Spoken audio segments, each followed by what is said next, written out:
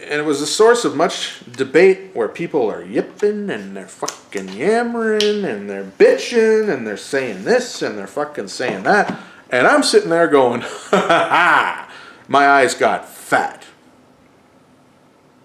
Because it was a feast. Hey, what's up? It's the Phat Critic. And you know what? Going back, as I was rewatching this garbage the other day, I realized something. My entire desire of getting onto YouTube back in the day was to bitch about movies, because that's one of my strongest passions. Storytelling. I love it. I love watching movies, shows. I love writing. I love reading. I'm a storyteller, and I love to hear stories and tell stories. So, why didn't I get into reviewing movies? Because lightning struck with the Phat Critic reviewing MMA. That's what people wanted to see. That's what I did. But you know what? It's 2019. Fuck it. Let's review movies. So I have this giant Blu-ray drawer just filled with movies. Some of them I haven't opened. I've seen them. Bought them because you want to have them. But I thought, hey, let's review like 36 movies. Real fast. Where do we start? Let's start right here. Battle Royale. Now, back in 2000, this was a little more obscure. I saw it on a VHS tape that was wasn't the actual Battle Royale VHS tape. Somebody had taped it. And a guy I went to acting school with lent it to me. I watched it, and I was raving about this movie for years. And then finally it became a little more mainstream. If you've never seen it, you need to. Movies over the years have ripped from it so hard. Hunger Games, The Condemned, just to name a few, but primarily Hunger Games to anybody who has already heard this rant before. One of my favorite foreign films, the Japanese super violent teenage drama of love, loss, and murder, Battle Royale. Check it. That's just one of many. Here's another one, The Grey. Now, I'm sure many of you have seen this as well. And it's one of those movies that you either love it or you hate it. Me personally, I love it because it explores that piercing, dark cloud that follows you around, that reminds you you're gonna die. Good job, Liam Neeson. A lot of people might say, oh, Taken. No. It's great because he's not looking for his daughter. What else have we got here? Oh, you want to go more obscure foreign? I'll tell you a story about this. This is a movie called Space Battleship Yamato, which is based on an animated show way back. I saw a couple episodes of that, but I remember seeing a trailer for this on JoeBlow.com back before I even knew about the Internet Movie Database, because I don't even think it was around yet, or if it was, well, I had not yet discovered it. Saw a trailer for this, and it took me years to get a hold of this. I had to actually go on Amazon and get it from flea market in Japan. Or was it China? It might have been China. It was far away.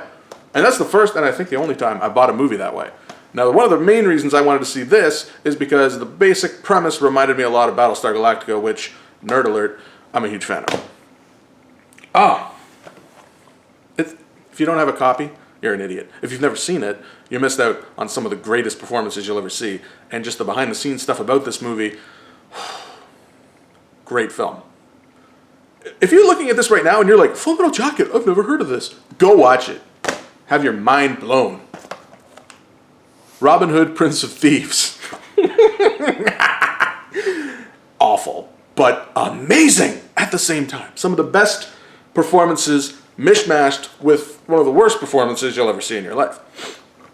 Alan Rickman and Morgan Freeman make this movie. And I grew up with it. I watched this all the time when I was a kid. I paid $10 for this. I still haven't opened it. Some of the most quotable lines of dialogue, lines I grew up with that I still say to my best friends. Why a spoon, cousin? Stuff like that. These are, I'm going for some more inspiring stuff. We'll try and get through this a little quicker. The Secret Life of Walter Mitty.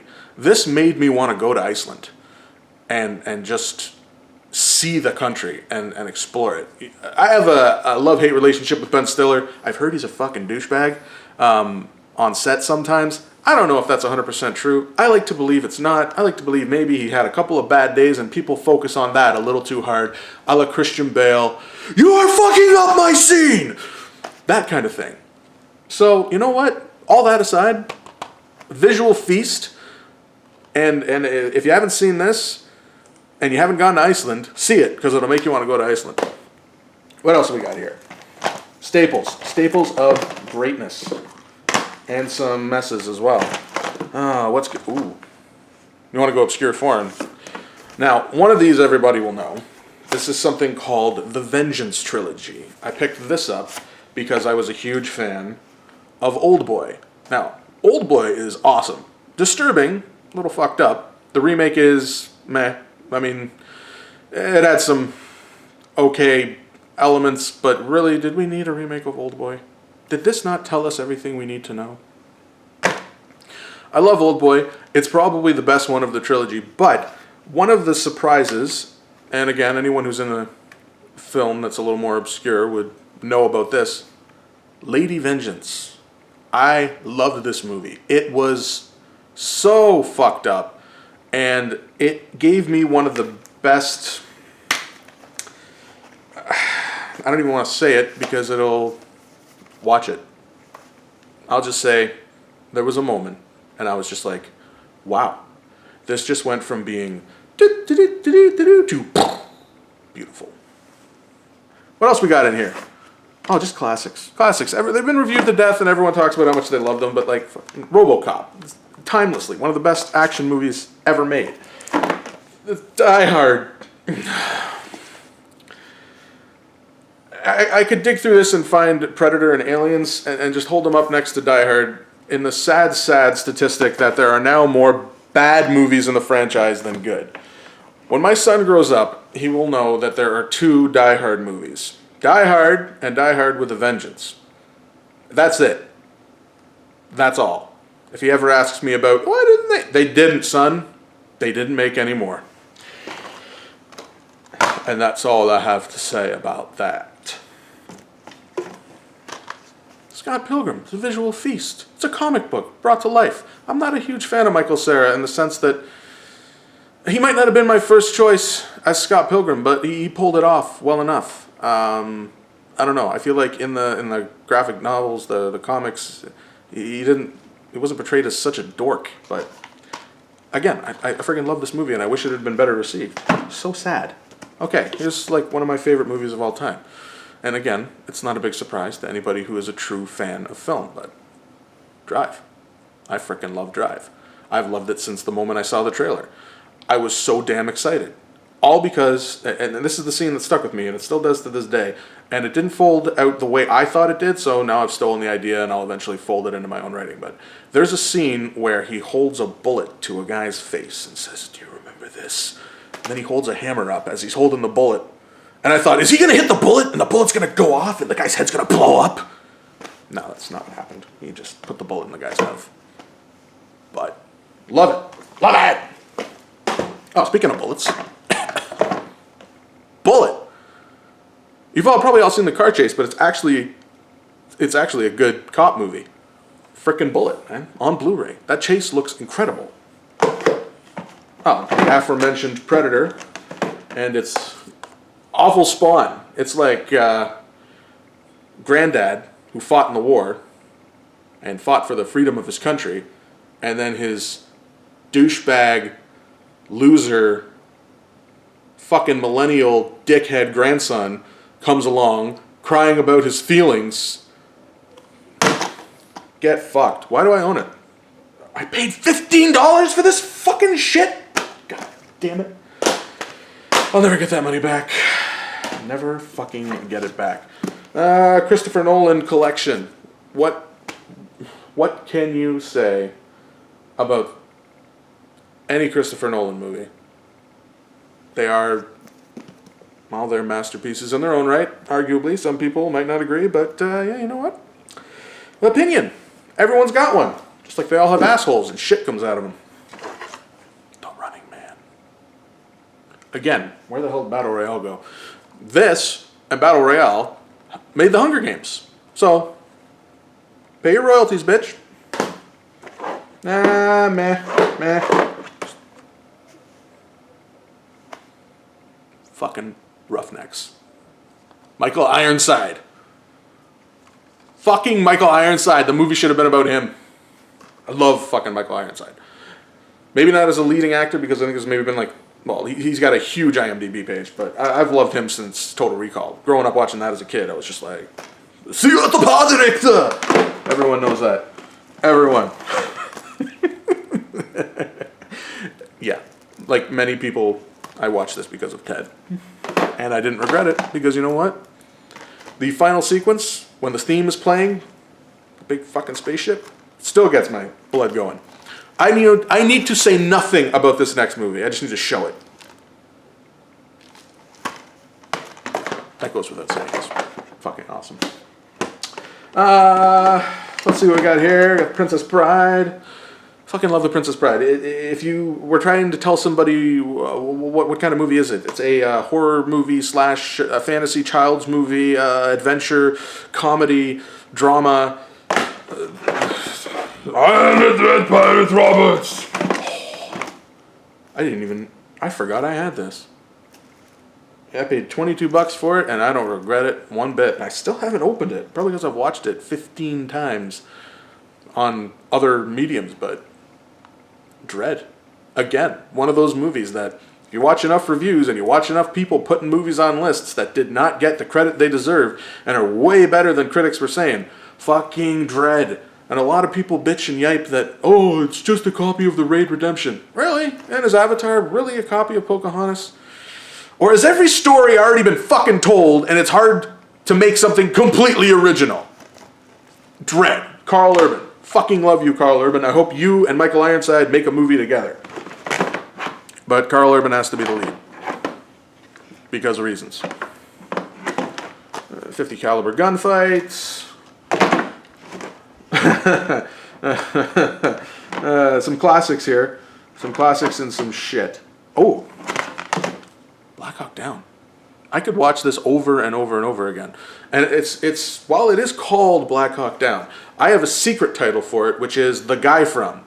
Because as you watch the movie, and then you watch it every, couple of years as life goes on and you watch more shows, eventually you look at people and go, oh, I never noticed before, but that's The Guy From?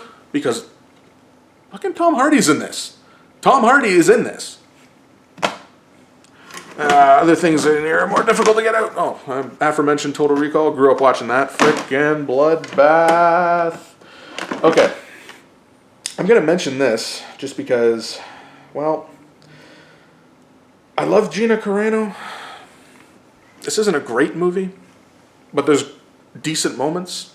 There is a fight in this movie between Gina and Michael Ironside that I could watch over and over again. It's just an awesome and realistic fight between a man and a woman who are both equally trained and can whoop ass. So for that fight scene alone, and the scene where she runs up on the beach, and that scene is good too. But is it a good movie? No. In the Blood was better. I think it was called In the Blood. That movie where she's nuts and her boyfriend falls off a zip line and then she has to try and find him. I like that one. I don't have it though. And I won't fucking apologize for it. I think we're almost... I haven't gone through everything. There's obviously way more stuff here that I haven't mentioned. A la A-Team, Kill Bill, which I feel... Again, I don't need to say anything about Kill Bill. That's been extremely well documented. Watchmen. Okay, last movie. Because really... This one is one of my favorites, and I'm a huge fan of the franchise. And I don't care if I'm ringing the goddamn bell that's been rung a million times before. I love this movie. Friggin' Fury Road. And it was a source of much debate where people are yipping and they're fucking yammering and they're bitching and they're saying this and they're fucking saying that. And I'm sitting there going, ha ha ha, my eyes got fat. Because it was a feast. And I think we're pretty much done. Again, there is a lot more I could mention. There's like honorable mentions. Again, good trilogy. Not technically a trilogy. Fuck you. It's kind of a trilogy. District 9. The Charteau trilogy. Yeah. The Charteau Neal trilogy. Because really, Charteau Copley made those 3 movies. Like Vickis was an amazing lead because he was good and bad. He was you kind of were on his side, but you also thought he was a piece of shit. And then Kruger was one of the greasiest fucking villains I've ever seen, and Chappie was one of the most relatable AI robots I've seen in film. So, Charteau Copley, fucking awesome. And yeah, that's it. That's my Blu-ray review. Didn't do everything. Just kind of giving you the basics. And the not so basics. So until next time, dance magic dance, you fucking leprechauns. Because it was a feast. A visual feast. It's a visual feast.